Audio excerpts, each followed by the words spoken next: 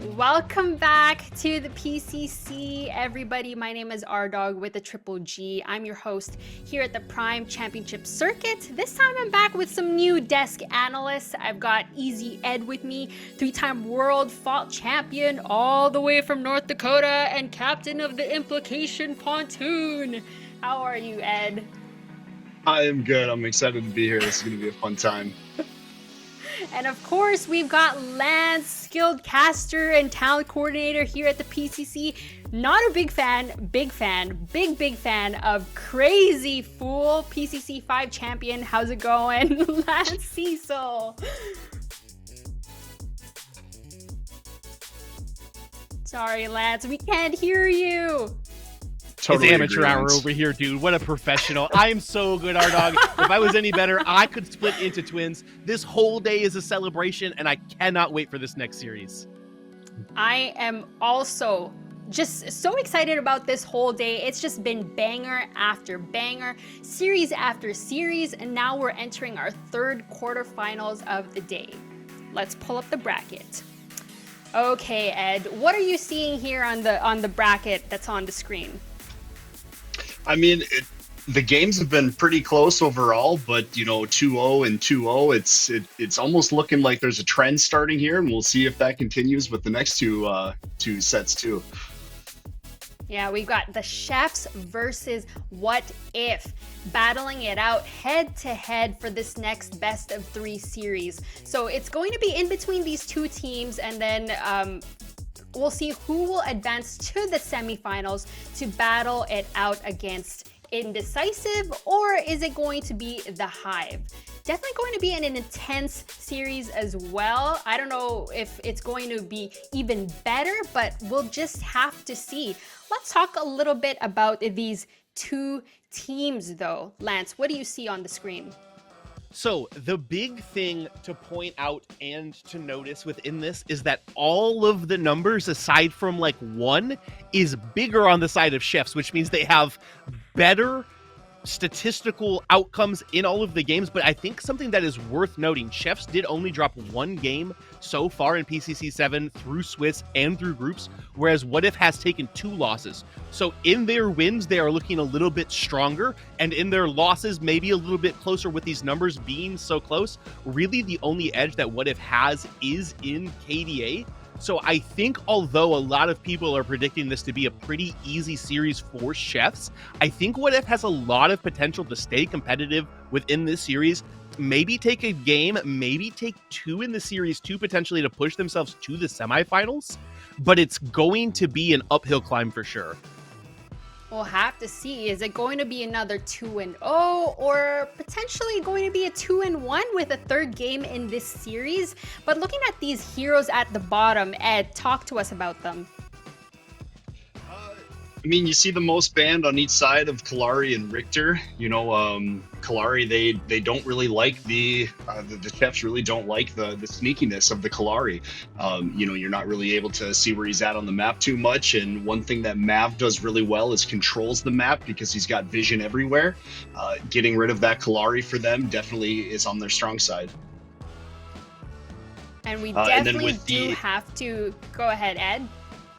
Oh, sorry. And then with the most picked of the Quang, I mean, we all know that Sneaks loves to play that both in the mid lane and in the off lane. But with the Seismic acquisition, Sneaks over on the off lane now with Quang. That's such a strong hero. It's gonna be fun.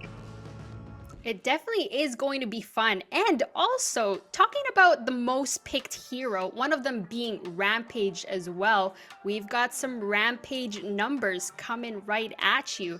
Lance, talk to us about Rampage.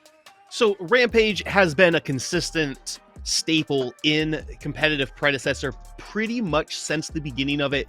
Did go through a short period of time where he was a little nerfed, but if you take a look at these numbers, 58 games played, he's picked in 61.97, so basically 62%, banned in almost 20% as well, a little below 50% for win rate though, which is interesting. However, he is still being prioritized by these teams for all of the different things that he brings in. We talk about the Boulder, we talk about the Behemoth in order to become so tanky and soak up so much damage and stand in front of your ADC and kind of make him untargetable, or at least much harder to hit, I would not be surprised to see Rampage be a priority in the drafts in this series either.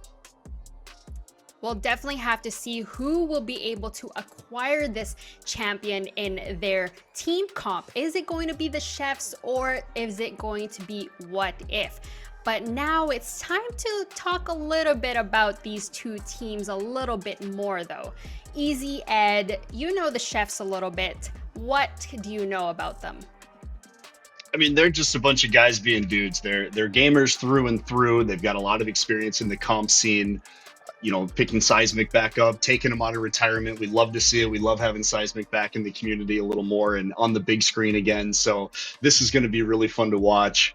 You know, Cold is obviously, in my opinion, the best AD carry in the game. I mean, there's no ifs, ands, or buts about it. I think he gaps everybody. Sorry if you're a fan of another guy, but I think Cold's just the man, you know.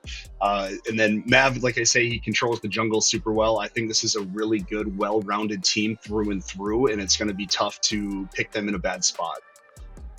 And that's definitely been their strategy going into these games time and time again in these tournaments, was to play around the duo lane. But this time around, they're able to put pressure with Seismic in the mid lane this time. But on the other side, we've got What If. Lance, what do you know about them?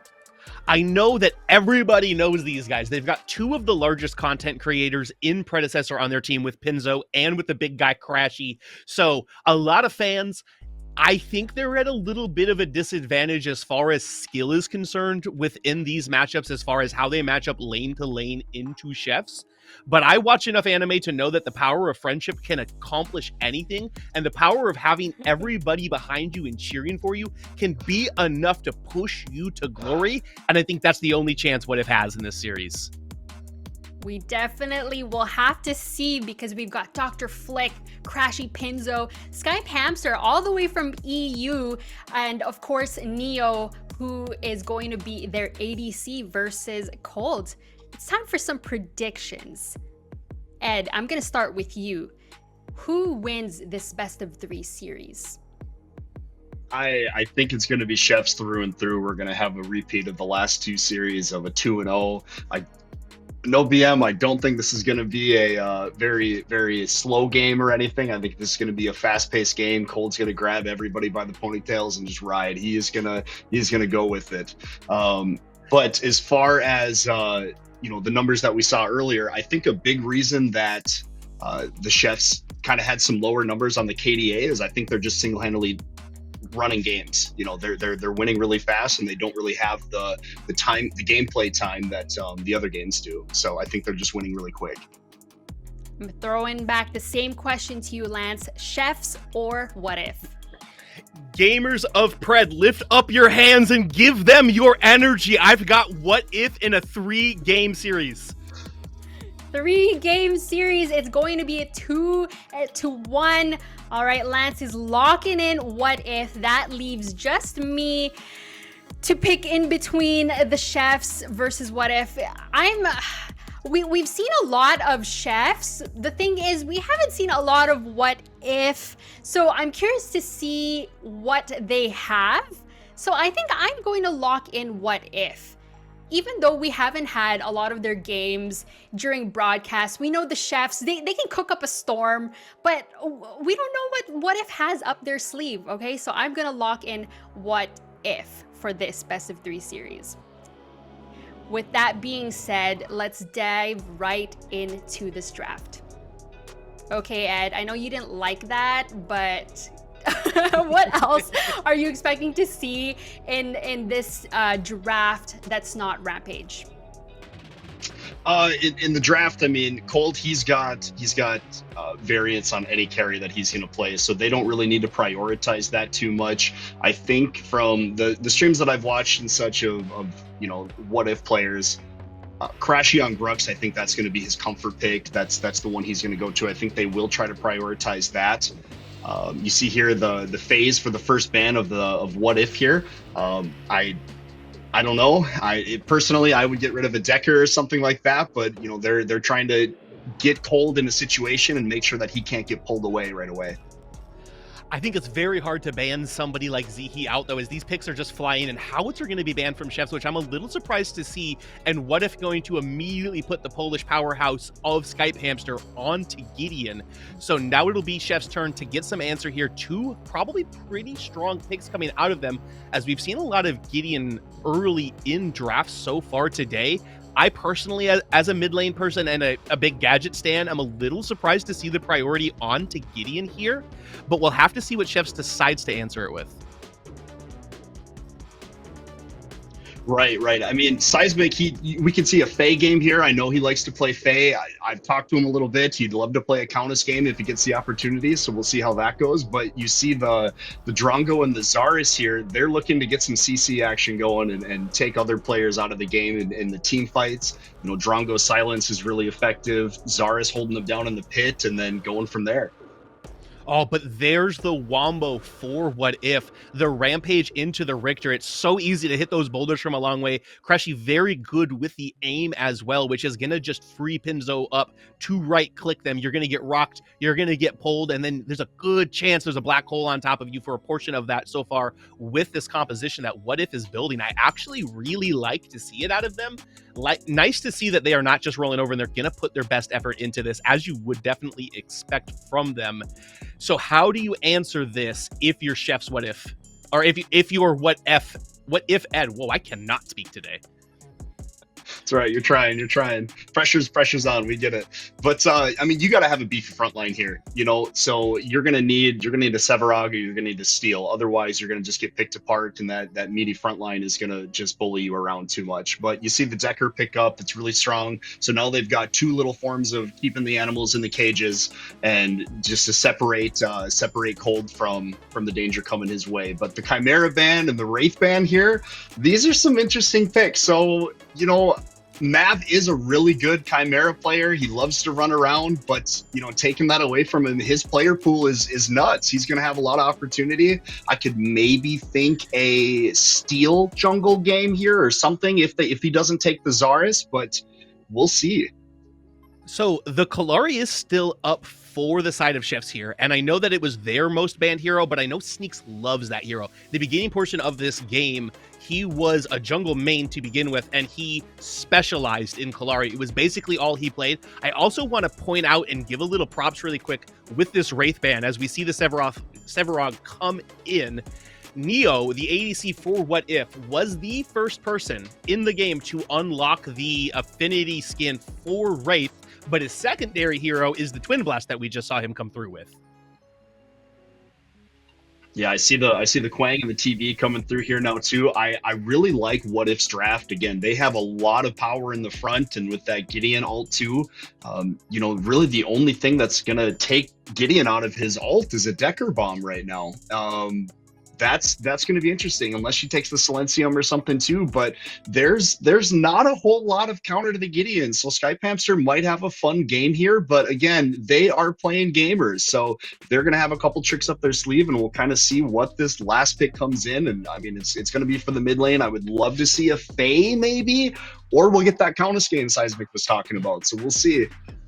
Watch this be a Narbash. Oh, it's Countess. Okay, so we see Countess. That's gonna be Seismic on the Countess. Seismic also known for a little bit of Decker mid lane himself, so I wouldn't have been surprised to see that kind of shift around. But the Countess into the Gideon, which is a great matchup for Countess here. I expect this to go pretty well if they can get past the first 10-15 minutes of this game for the Countess. I just gotta say, I must be the smartest man alive. Yeah, and now that is our draft. Ed, talk to us. We kind of see what If is going to go into this game with, just looking at their team comp, but what is the strategy with the Chef's team comp?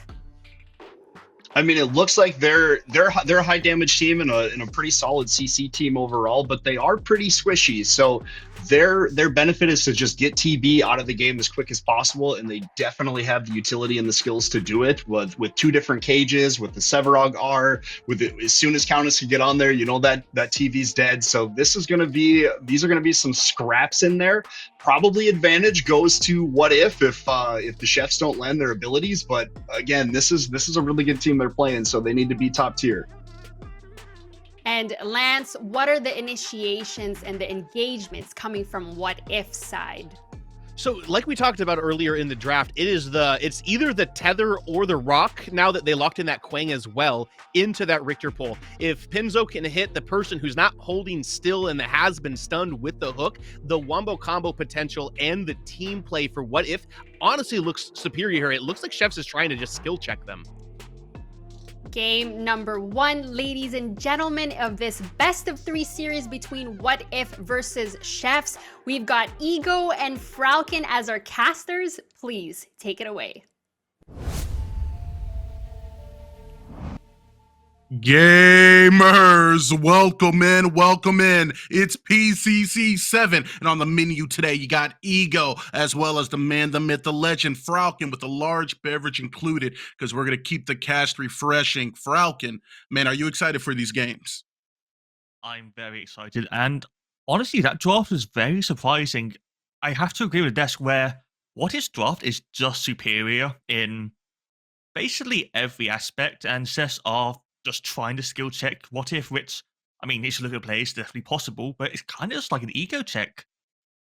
Oh man, I like the way you slid that in there, but I have to agree, the boulder in combination with the Riplash already has been a devastating tool at this caliber of play, and I'm kind of wondering if this team has a way to just directly counter it, or if they're just going to be playing with a lot more confidence, as we are going to be loading into game 1 of What If versus the Chefs. And we'll have to see exactly where both junglers want to start their sort of conquest of the jungles, because I think most of the lanes are going to be pretty quiet, especially in this mid lane. Countess is going to be pushed under tower multiple times by Skype Hamster on this Gideon, and it's going to be a while until Seismic can actually be unlocked to roam into these side lanes. And especially on the dual lane as well. You got off lane, sorry. You got a Sevrog into a Krang, which, it's just kind of going to be quiet. There's not much going to be really happening. So I'm definitely looking towards both Mav and Cressy in this game to start things off for their teams. Yeah, and that's kind of the mentality that a lot of these junglers have, knowing that a lot of things do start and end with them. However, for me, I'm wondering which one of them are going to start it first. I know that Mav, very well known for giving a little bit of pressure to the mid, but with Sai being added onto this team, we've seen the dividends that he's been able to pay already throughout not only this series, but throughout the entirety of his time within the PCC, Falcon. Definitely, and it's actually interesting. Seismic going for that solo slip at level 1, not going for that wave clear, instead just trying to press out Skype Hamster where he can. Obviously, this is going to cause Skype Hamster to have that wave first, and he's going to be able to push it in, get an early reward for his team as well if he so wishes. And in terms of junglers, it's going to be definitely the side of Cressy who's going to have a better wave clear or jungle clear compared to Mav on that Zara's. Just Rampage is the king of the jungle. He has got that passive extra attack speed plus all of his abilities. So there's going to be probably a prioritization for Cressy. And I mean, outside of the mid lane, I think there's nowhere else he can really use it.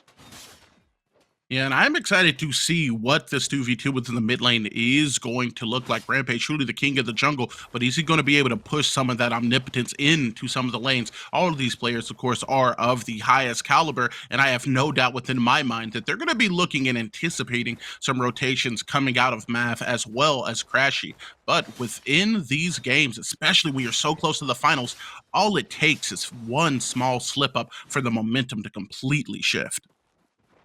Noble is very, very strong in this game, and we can already see Dr. Flick having that pressure in the solo lane means that Cressy can invade onto the blue side jungle of Seth. Mav is aware of it, however, but with Seismic having to already back first, that means that Cressy is going to have prioritization over this jungle. Mav might look for a fight, though. Yeah, maybe looking to get engaged here around the blue buff. It's going to be Mav being the aggressor, as Crash is going to be brought below the 50% threshold and maybe just forced to get out. As hot on his tail, it is going to be Mav that does get first blood, but it doesn't look like he's quite done yet, as Dr. Flick is going to look and find himself a disengage first blood over in favor of the Chefs. I'm not entirely sure what just happened there. We've got Dr. Flick also going on to sneaks, but Mav is still around, so he is going to have to back up. And, I mean, Cressy did have the prior in both mid lane and the off lane, but neither came to help. We actually saw Scrape Hamster go towards that dual lane instead, which was definitely a mistake on his part. And now that Mav has got that first blood, that means Zarus is going to be able to get those items online a lot faster. And we've seen already in this tournament how strong Zarus can be in that jungle, especially if he gets those Colosseum stacks on early as well. So not a bad start for the Cephs. It would have been better to get it on a lane probably to get that prioritization, as I've already said. But either way, Mav is going to be happy with that. He does keep his blue buff as well, so we'll have to see what else he can do in the map. As the boulders can actually enter the duel, lady. Is zoned out and killed within the duo as now Crashy helps put his team on the kill board. And that's why you pick Victor from Rampage on the same team. Does an easy boulder into an easy Riplas, followed by Neo doing the damage where it was needed. See, he didn't even have a chance to blink away in that fight. So an easy return kill for What If. Set their dual lane ahead as well, which is going to be really good for him, for them. And once Twin Blast does get that wave clear pressure online as well, it is going to be a good snowball position to go for as Neo takes down Cold. Yes, off screen it is now going to be a kill advantage going in favor of What If. They're just playing to what this comp is capable of and what we predicted. Spearneer going to come out onto map, but on the backside it's going to be the stun. The cage is going to be relegated as not as useful as Rampage is going to be able to get himself another disengage, creating some space with the burst flower. Yeah, a good jump over the cage just meant sure that he was out of it. I think the Rock was a bit ambitious. I'm not exactly sure if he was going for the real buff there or was just trying to catch Mav. But either way, he is safe. Just a bit of time lost farming up. But as a Rampage, that's not too much of an issue. We see that both junglers are level 4, so they are still pretty even with that first blood still going over, but it's definitely going to be a game about duo now. Neo having 2 kills at 5 minutes into the game is going to be a great boost for What If. I really want Crashy to try and prioritize and get an early Fangtooth now. Dr. Flick is holding himself well in this off lane, but it doesn't look like they want to try and stop the farming coming out of Severog. But Mav has other ideas. Yeah, he's going to be getting a disengage on this Bunso as he's going to be able to utilize his blink to flash out pretty immediately there, understanding that the kill potential is going to be pretty high on him if they're able to get that CC chain landed. So very good play coming out of him early, as it is still going to maintain being 2-1 on our way to 10 minutes in. And with Seismic and Scrape Hamster both now level 6, we're probably going to see a bit more action in this mid lane, or at least rotation. Seismic already just trying to move as much as they can, wants to get those passive stacks on as much as they can. And Pinto, again, stuck in that cage. He has no blink, and this is going to happen more. And as they can we punish are... this blink from Pinto. Yes, indeed, as Pinzo, once again, without that blink, he is going to be relegated to being in a little bit of a riskier position, but not as risky as Hamsters. He is going to be forced to blink underneath the tower. Now it's going to be the Countess coming out, but the blink in response, the Spear of Nier locks down another kill, but Crashy will be back here to get it in blood.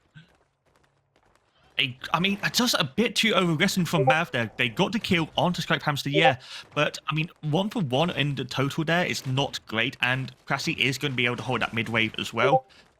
If they didn't lose Mav there, that could have been an easy Fangtooth for Cess, but either way, because that did not happen, they are going to have to reset back away. Seismic is going to get a bit of free farm online as well, so overall, not really a game for either side, and honestly, considering what we were expecting from Cess as kind of body roll this game, it's rather close. Yeah, and all things considered, I do think that What If can put themselves in a very prominent or leading position if they are able to maintain this kill lead and maybe begin the process of locking down some of these neutral objectives. We do see Richter as well as his carry on the TB playing this space a little bit closer to the Fangtooth, possibly looking for a rotation to it as Gideon's going to drop out to lane. I think they're just looking for rotation here, definitely. They have got Pinzo in the rings as well. There's no wars from the side of Cess. They do know that the rotation is coming because they're missing, but the Storm stays through. And see, now Lockdown once again on the backline is going to be forced to use their blink in order to get out of what would be certain death. Mav, though, now making a rotation. Probably not going to be looking to rebuff the enemy team in What If, but maybe alleviate some of the pressure that was just established within the duo. What If just used 2 big ultimates, didn't gain anything out of it outside of Zihi's blink, so Cephs can go for something if they want, but Seismic has just recalled. They need time to get back. They can't start this Fangtooth immediately because there is still a numbers advantage for the side of a What If. They have started it now because Seismic is coming back, and with Black Hole and the the Behemoth out of the way for What If, I don't think they can really contest it, but yeah, as I said, Chef has backed off from it though. And, we are very aware of the Chef's playstyle. It's definitely a winning playstyle, and they do put a lot more pressure on these duelist objectives. And if they're able to get 1 or 2, they're normally able to run away with the game, as Crashy is going to be looking to maybe run away from an engage, utilizing the Blast Flower. It's going to get him real close to nowhere, as Decker is going to put the Behemoths within the cage. Crashy missing the jump up in order to get a disengage, but Pinzo onto the backline. It's actually going to get some solid damage value, getting a kill now onto Mav, as Zihi is going to be looking for a way out, one that they will not find more than likely, as they're also going to go down, but Seismic is going to make it a trade, as they do get the big ult onto Pinzo with the back line, looking to peel. TB is free, casting bullet, but it is not going to be enough to save the Richter.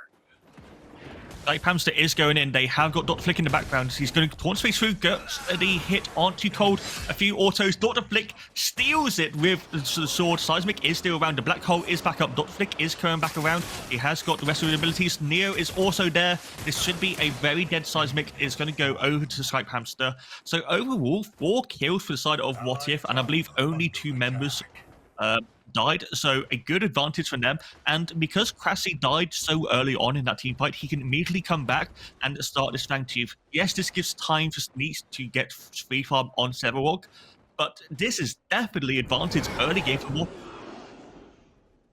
This is advantage that they're really materializing here, kind of forcing through using this draft. We saw there's some really solid damage did come out of the Chefs, but the damage still a little bit raw at this point of the game. Just wasn't enough, and you pointed it out yourself. It was a 4-2 trade with a Fangtooth on the back end. Really, you can't ask for too much more out of an engagement like that.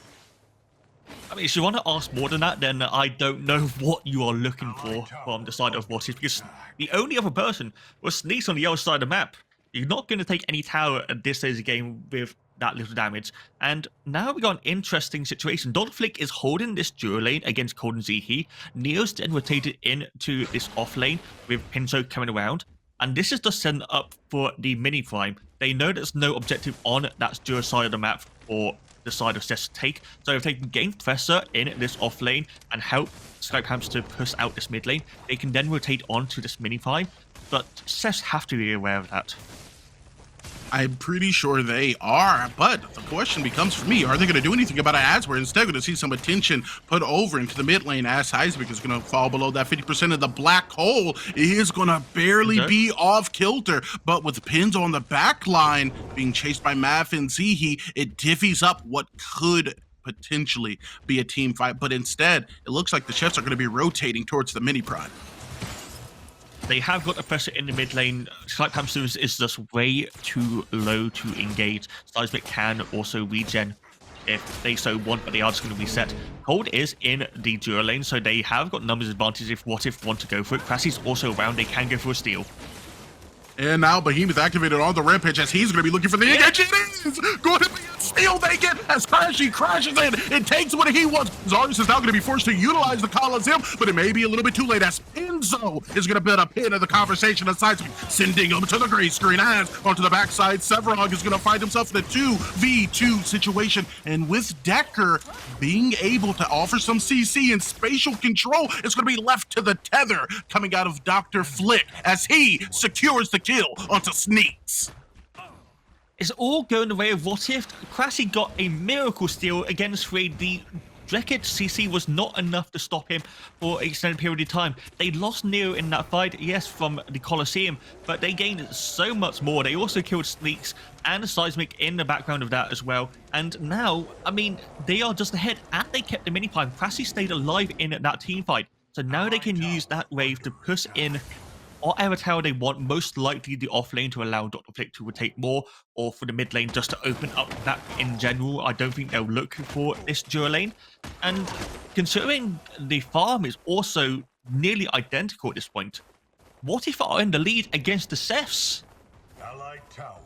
Oh man, and my biggest question is what if this is where it ends, as we are going to see Seismic with the mid lane having something to say about that, but with 3 rotating onto him, I'd be looking for a way out as well, as the damage is going to start coming out of Sky Pamper utilizing the teleport. This feels like an all but certain death for Countess, as it is going to be the Vampiress who is laid to rest by Neo, the Twin Blast, picking up a kill and extending the kill lead.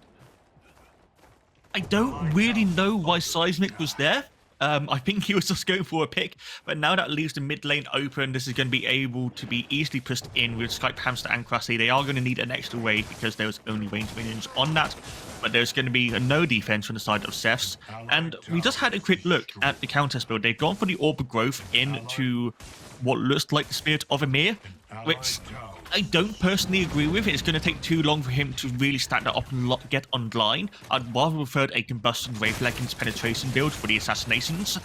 And, I mean, we're seeing it there. He's a bit tankier, but he has basically 0 damage at this point. While we're speaking of damage, Zihi looks like he's about to receive some. The boulder is going to be offline, but still the crashing in of the What If team composition is going to force a blink out. And as the black hole comes down underneath tower, Zihi just barely survives. But with him so low, that's not going to help alleviate much of the pressure that is being put on here by What If. They're just pushing it out. They didn't want to go for the tower because they knew Mav was around. Seismic is also going to start rotating over. I think Seismic should have stayed in the mid because they lost the local gold on that mid tower now, though. So that's kind of a loss overall for Cephs. They could have gained a bit more gold. And with Scope Hamster resetting a bit earlier, that means he's going to be back in time for the second Fang Tooth to spawn. And, I mean, Cressy, I don't think he has the mini prime up anymore. I think that's run out by now. So it's going to be hard. It's going to be a 4v4 in this situation, though. But if Cressy backs, this could be a plenty enough time for Cephs to take it. Most definitely, as Mav has already started it with Zihi's help, and with Cold making a rotation, this basically feels free, as we do see Gideon is relatively close, but we're not actually going to see a contest out of What If, as the Fang Tooth almost assuredly is going to be going into the pockets of the chefs. I don't really know why they didn't have any contest. Maybe they just didn't have the good back timings. They were all waiting on items to buy. But either way, they should have been either back in 30 seconds earlier once they got offered that tier 2 tower or tier 1 tower endure like Strike Hamster did, or just go for it because they are in the lead. They can get this team fight. Sneaks was on the other side of the map, so it was a guaranteed 4v4. So a bit questionable by that, but either way, Cephs do get on the board with an objective, and that does mean that there's no third Fang Tooth until Primal turns up. Rassy's come again. Crashing with the rotation is going to mitigate the mid part of the pressure and then relegate a boulder actually onto that window. Seeing Mav maybe looking for a rotation is going to be able to peek into the jungle a little bit safer now, with Skype being able to accompany him. This almost looks like a full rotation to the mid, but I don't foresee any large camp going down anytime immediately here, as both teams are going to have enough space to take a little bit of a breather. There's no objectives to take on the map, as you said, so it's just going to be, I would like to say, a farming simulator for a while. However, knowing NA and knowing the PCC, that's definitely not the case. Neo is very much in danger. You do not want to walk up there. Skype Hamster and Pinzo are coming back around, but they need enough pressure to allow Neo to do what he wants to do, and that's just farm up. And also another thing, Sneaks has taken tower on tier 1 at some point. I'm not exactly sure when that happened, so he can actually rotate a lot easier compared, but Black Hole's coming in mid.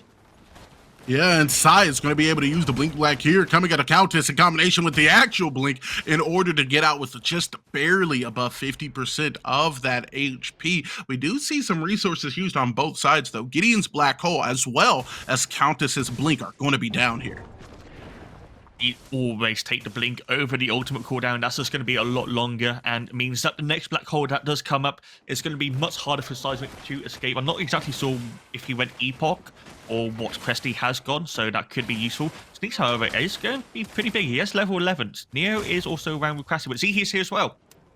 Yeah, the Colossal Blow being expended is going to knock Crash a little bit out of position, as he's now going to be forced to use his Disengage in kit, and Blink going to be down for the next couple of minutes, as it looks like priority for this mini prime is firmly going to go over to the chefs who have seized the positioning.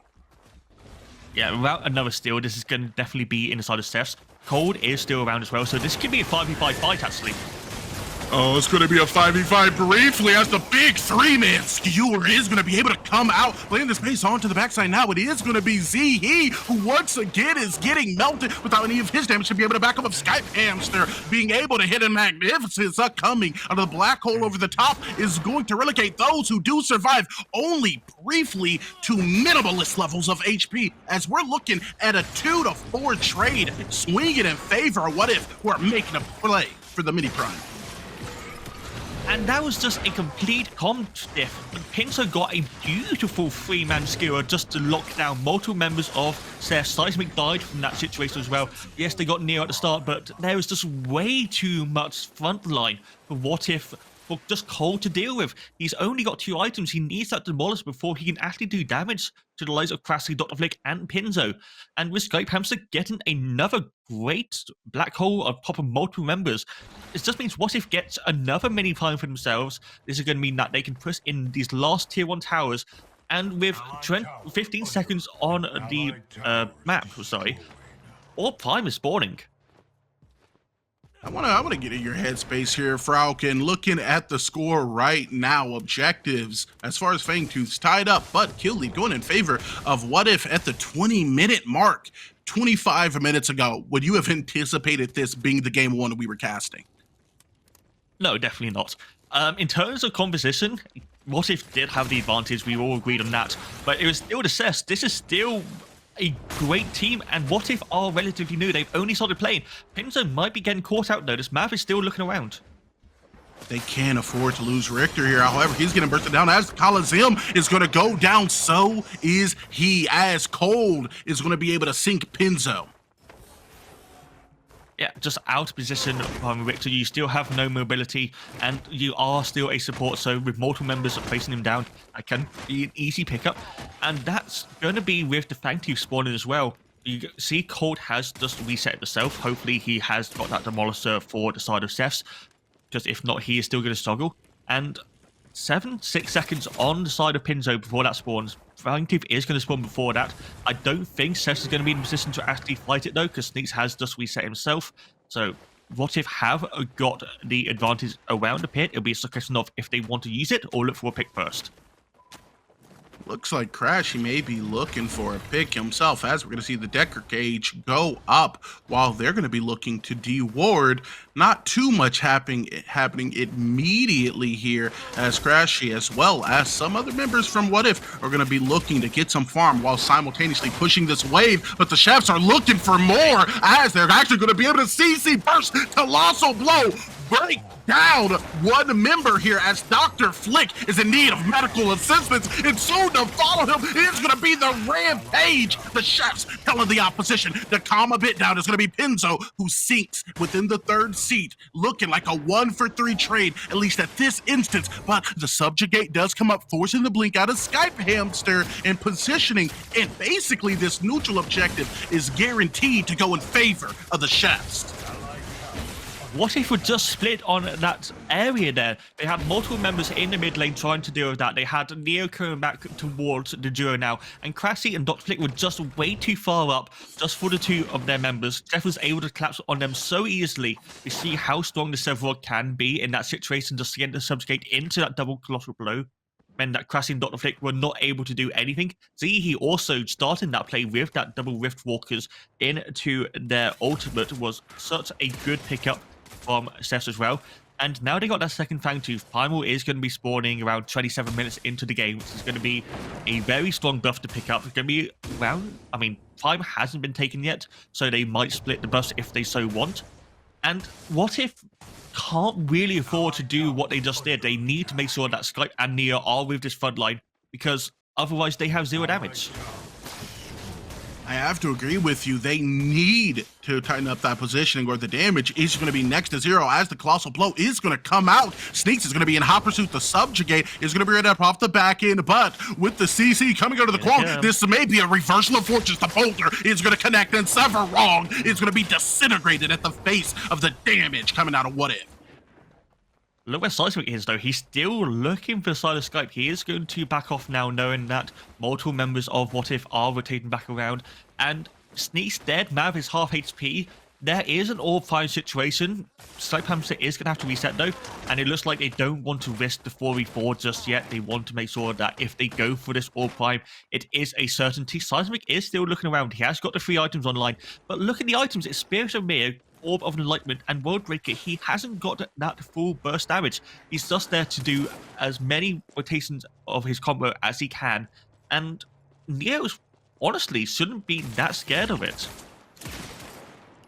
Honestly, I wouldn't be. How actually, who am I lying to? These players are several calibers of being me. They could come in building all tank on the Drongo, and I'd be terrified. Nonetheless, I would like to see What If kind of go back into that playstyle we just saw. Maybe wait for an engage, come down to the chefs, get a pick, and then make a rotation onto something that's going to be a little more profitable, whether that is one of these neutral objectives or another kill, as we are now seeing all the ingredients start to come together for an initiation, but it looks like both teams aren't ready for the main course quite yet. Both teams just pandering around this all prime. Both of them know that they can't actually start it, so just the pick is coming through. You see the mid lane is also just on the other side of the map, so there is a 4v4. And, I mean, in terms of pick potential, both teams have actually got pretty good. The Subjugate and the ball from Decker is going to be strong enough to assess if they want to get some CC. But unless it's on Neo, there's not much point. Yes, they can probably burst down any other member, but it will take quite a while. And another big thing to mention, Sneaks has finished at that 160 stacks. He is going to be a raid boss. 160 stacks, that's so much tank to have to deal with, as we now may be looking at an engage as the chefs are going to be rallying around the enemy side of the jungle. Pinzo playing the space underneath that tower has now given this team, once again in the chefs, space and positioning to kind of just wait. Hey, if you guys don't want to fight, we'll take our time, and when you do, we'll be ready. Crashy may have to find out the hard way, though, as he takes a peek, but there's no CC waiting for him. Instead, he's going to be using his leaf and his blink to create the space he needs. Pinzo wishes he could, as he is going to get burst down. The skewer comes down, but not as quickly as he does. The big black hole over the top end is going to be able to subjugate in a different way multiple other members, with Seismic being able to pick up the kill. Now, Neo looking to maybe play the space, a little bit of a matrix situation he finds himself in. He's oh so low, but not dead until he is, with Sneaks being able to pick up the kill. Nonetheless, now within the mid lane, it's going to be Dr. Flick oh so low and completely eradicated on the back end, as it looks like the chefs have prepared the materials and they're ready to cook. They are also low, though. Crassi is basically full HP. I don't think he can really look for anything outside of just a rock, which that went wide. Oh well. That's basically it. Chefs do have to reset, though. They need the HP before they can look towards this or prime. And I mean, we want to point out, it was basically square center on the screen. Sneaks was taking 0 damage from Neo. And I mean, that's mainly from Neo's build. He hasn't got that Sky Split online. He's gone for that Perforator instead of Demolisher, which is a big mistake against a character that HP stacks like the Severog. So I don't think Neo's going to be doing that much damage in this game against him. It's going to be down to Strike Panzer, who has got that Megacosm online, will be bringing into Kostka. And What If... I mean, their builds are just not great. Pinzo's also just caught. The forced blink out is the only timeline in which he survives that, as he got hit with the subjugate into the cage, into a surplus of damage, as now the chefs find a way into the pit. There is a grouping, though. This could be ultimately contested, as we are going to see them get engaged and make a play onto the opposite team. It's going to be What If Mav looking to get a kill onto their Skype Hamster. A big skewer, though, is going to be able to come out, as Sneaks is going to be bursting down to that sub 10% threshold of his total HP. But it is a complete and utter brawl. Now Mav looking for an engage onto the backliners, finds the front line instead, as Seismic is going to be able to lock down a kill onto the Richter. The boulder goes up, but it's not going to really bring anyone of note down, as Neo's going to join 3 other of its teammates in the gray screen. Sneaks once again held up 3 members of What If. Pinzo, Crassi, and Neo could not kill him whatsoever, and that left Skype Hansen, Dr. Flick to die to the 4 members of CES. This is going to be an easy orb climb for the side of the CES, and then they can immediately go into that climb with Fangtooth, get up the 3rd Fang as well. So it's going to be a massive turn for the side of CES. They do look like they want to reset first, get those items online, and I feel like, I mean, the amount of CC the What If has is great, but if you don't have the damage, it doesn't matter. And against Sneaks, he's a one-man army at this point.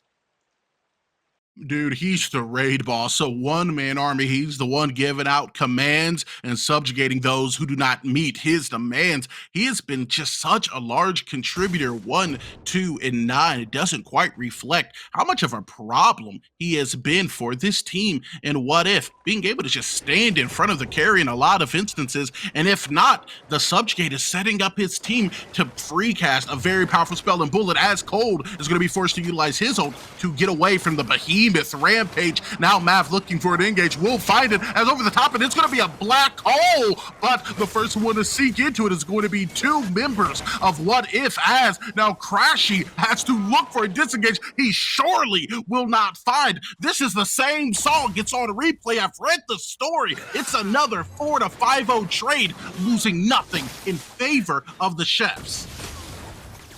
What If thought that they caught cold, but the amount of damage that was coming out, once again, was not enough to kill him. And then CES did the exact same thing. They found Neo, they picked him out, and then were able to immediately rotate and manage to peel off Black Hole from Cold. I believe it was Zihi with the status ball getting at least done off. The True Silver Bracelet was already popped at that point from Cold, so the CC was enough to stop it. And then from that point onwards, the team fight was just over. For the side of What If, CES now have got that double bubble buff. There's only 2 towers left up for them to be able to take. And with Neo and Pinzo being the only ones alive right now, this is probably 2 inhibitors right now. There's only a couple things within this Life Falcon that feels certain. Death, taxes, and some of these structures going down, as that mid inhib is going to be one of the first to fall. Now, crowding around the left side, it is going to be the chefs, and with no defense, not even a soft one set up, this could spell the end of the game, but we do get a big Whiplash coming out as Sneaks onto the back line, is going to get a solid engagement and find a kill onto Skype Master, as it is going to not be 1, not 2, but 4 members. Dr. Flick needs a remedy for the illness that has been presented out of the chefs, who are going to just take game 1. It looked close until it didn't. Sneaks, once he got into those team fights, created so much space for the side of CES that the fights were basically over. The early game went really, really well for the side of What If. They managed to use their comp effectively. But coming in that mid game, they just didn't have the damage. They didn't really have the builds to deal with the side of CES tanks. And especially around that Orb Prime fight, it wasn't enough. And I mean, yeah, there was some communication disconnects on the side of What If as well, especially Neo getting caught, Pinto getting caught a few times as well. But that was also on the side of CES. So overall, it's kind of a close game. And they might need to focus Sneaks next game. They definitely do, and throughout the early and mid game, I was ready to be surprised. I was prepared for the bamboozle. I thought that What If was going to pull the lead out, but when we got to the team fighting stage, the chefs, they just seemed so comfortable. Yeah, they had an objective lead, but even with it, it was a little abnormal. They were looking for fights that they surely should be losing with the CC stacking that the desk and we talked about at the beginning of the game. Nonetheless, they do have an opportunity to possibly bring it back, as that's only game 1 of possibly 3, Falcon. Yeah, and I mean, it's going to be hard for What If. We'll have to see what the desk thinks and see if they can make any alterations.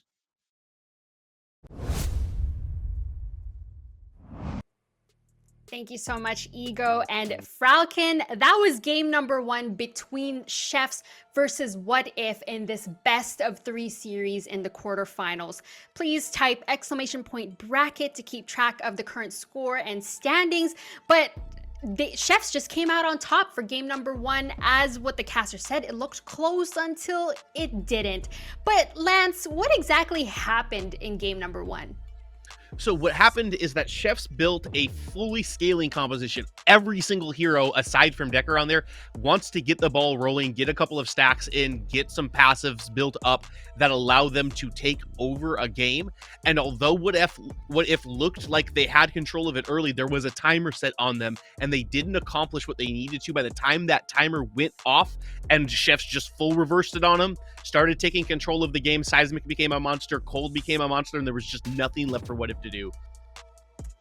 Easy, Ed. What else? What were your observations during game number 1? I was sweating a little bit at the start there. The Chefs definitely looked like they were stumbling on their feet, and then once they got back on, they were sprinting. They were going good. What If definitely played really well at the start game, but as Lance said, they just didn't capitalize when they needed to, and they didn't apply enough pressure early when they had those big leads, and the Chefs just kind of took over. They definitely did, as they were able to secure their victory in game number 1. While I have your attention, please go ahead and type !support to help our PCC organization, our production, as well as to help with our prize pool. We've already hit the $1,000 mark, but we've still yet to hit those $3,000 and $5,000 incentives. So go ahead, and that will take you to that GoFundMe link. We're on Twitch, YouTube, X, Discord, all of the social media that you can think of. But don't go anywhere, chat, because we still have game number 2. What if they win, and will Chefs cook up in the kitchen? We'll be right back.